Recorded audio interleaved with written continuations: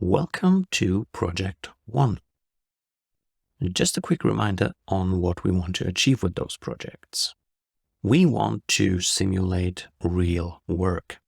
So while in the other course lessons we are showing tiny minimalistic examples, and that is cool, but some things actually start making sense when you see the bigger picture in a slightly more complex example. That is why in the projects, we will try to simulate something larger, which might come a bit closer to how you would work on a real-life project. Let's see if that works.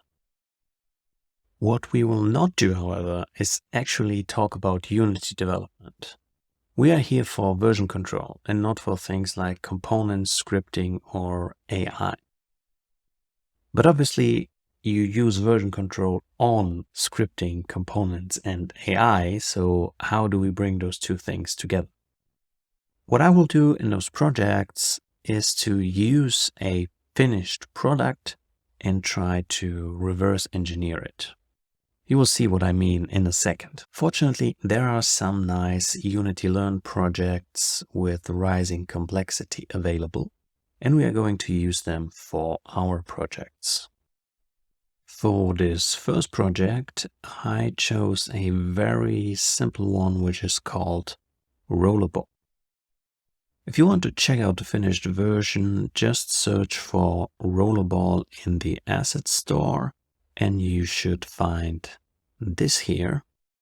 Then you can add it to your assets, and then in Unity, in the Package Manager, you should be able to see it appear under Packages, My Assets. Then just import it. The game does what the name says. You are a white ball and you roll. Your goal is to pick up all those yellow boxes.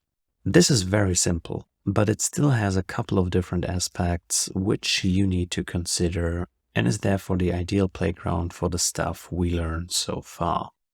So let's not waste any time and start working on this baby.